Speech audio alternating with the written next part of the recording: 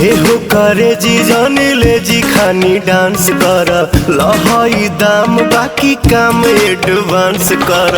हे हो करे जी जानी ले जी खानी डांस कर लहाई दाम बाकी काम एडवांस कर।